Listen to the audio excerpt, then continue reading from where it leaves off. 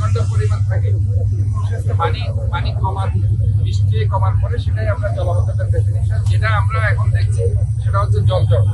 জলজট যখন আপনার বৃষ্টির পানি পড়তে থাকে অটোমেটিক্যালি এগুলি যখন বৃষ্টির পানি না থামা পর্যন্ত এগুলো যাওয়ার সুযোগ পায় না, কারণ কন্টিনিউস যেহেতু আমাদের জলাধার নেই, জলাশয়গুলো নেই।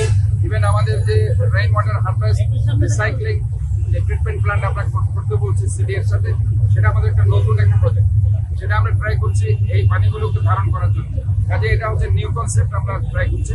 বাট দ্য থিং ইজ আমাদের যেহেতু জলাধার জলাশয় নেই, যার কারণে কন্টিনিউয়াস বৃষ্টি হলে পানিগুলো জমে যায়, সেটাকে আমরা জলাবদ্ধতা বলছেন, এটা আমরা জলজট করছি। কিন্তু আলটিমেটলি এইবার ইনশাল্লাহ আমি বলতে পারি যে জলাবদ্ধতা যেটা গত 20 বছর আমরা দেখেছি আল্লাহর মধ্যে সেরকম হয়নি। এবং জনগণকে আমি জিজ্ঞেস করি, আমি যাই জনগণের কাছে, তাদেরকে তৃণমূল পর্যায়ে শুধুমাত্র হাজের কুল এলাকা একটা জায়গায় 3 নম্বর ওয়ার্ডে আছে, যেটাতে আশেপাশে পানিগুলো যেতে পারছে না, ওইটা জলাবদ্ধতার একটা অংশ আমি দেখছি। তো আমি এটাই বলছি যে ইনশাল্লাহ আমাদের কাজগুলো ভালো হয়েছে, জলাবদ্ধতার জন্য একটা ভালো রেজাল্ট পেয়েছি, কিন্তু এটার কারণে গিয়ে হয়তো রাস্তাঘাটের এই সমস্যাগুলো হচ্ছে। বাট রাস্তাঘাটের এই কাজ আমাদের কন্টিনিউয়াস প্রসেস, আমাদের এটা করতে হবে। ইভেন পুরো রাস্তাটায় ভারী বর্ষণের কারণে খানাখন্দ হয়ে গেছে।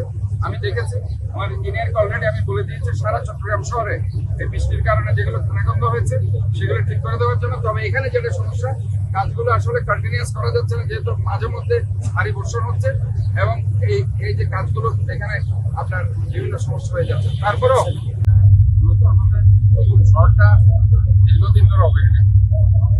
আমরা পুরো এলাকাটা যদি আমি বলি যে শীতলঝর্ণা খেলার এই ব্রিজটা না, পুরো এলাকাটাই অবহেলিত। এগুলো আমরা আস্তে আস্তে এখন কাজ করছি এবং আমাদের একটা বড় সমস্যা হয়ে গেছে বাজেটটা। ইনফ্যাক্ট এই সরকারের আমলে যে পরিমাণ বাজেট পাওয়ার কথা ছিল আমরা এই বাজেটটাও পাচ্ছি না। এখন এই যে ব্রিজটা আজকে ব্রিজটার কথাই ধরুন, তাহলে এটা কিন্তু 6 মিটারের একটা ব্রিজ, 20 ফিটের। এটা আমাদের এখন 60 ফিট করতে হবে। 60 ফিট করার জন্য আমাদের বাজেট যেটা সেটা নেই। তারপরে এখন অতি দ্রুত আমরা আমাদের যেটা জনগণের যে ট্যাক্স গুলো নিচ্ছি সেখান থেকে আমরা ধরেন এখানে প্রায় 9 কোটি টাকা খরচ আছে। এটা আমি দ্রুত এই পাঁচটা এখন দ্রুত ওই পাঁচটা আমাদের করতে হবে। তবে যে জিনিসটা হয়েছে, আমি এটার আসল কারণ যেটা হচ্ছে, এটা আরো সময় হয়তো লাগতো, এটা হবে। বাট আমাদের যে নগরের যে এখন যে জলাবদ্ধতা প্রকল্পটা আমরা প্রায়োরিটি দিয়েছি, জলাবদ্ধতা প্রকল্প প্রায়োরিটি দেওয়ার কারণে আমাদের যে 34 ব্রিগেড আপনারা জানেন চট্টগ্রাম উন্নয়ন কর্তৃপক্ষের যে ইঞ্জিনিয়ারিং ডিভিশনটা আছে, আর্মি ইঞ্জিনিয়ারিং ডিভিশন, ওনারা শীতলঝর্ণা খাল সহ মহেশখাল সহ সব থেকে ভালো কাজ করেছে। এবং এই খাল খননের কারণে এই এলাকাতে আগে একটু পানি উঠতো, আপনারা দেখেছেন সমস্ত ইন্ডাস্ট্রিয়াল বেল্টে পানি ঢুকে যেত।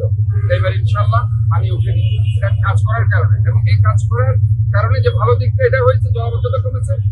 অ্যাডভান্স যে রিয়েকশন গুলো হয়েছে, যে নিচ থেকে যে মাটি ওঠানোর কারণে আস্তে আস্তে আস্তে আস্তে চলে গেছে। তো যেটা মহেশখাল আপনারা দেখেছেন খালি শহর রিসেন্টলি রাস্তাগুলো ফাঁক হয়ে গেছে এবং সেটা আমরা রিপেয়ার করে দিয়েছি।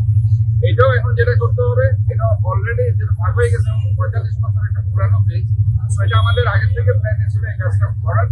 ওই যেটা আমাদের প্রকল্পের মধ্যে এটা ছিল না।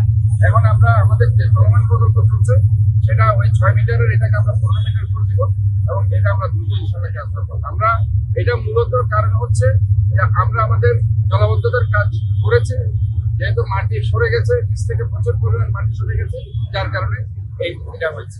এই ব্রিজের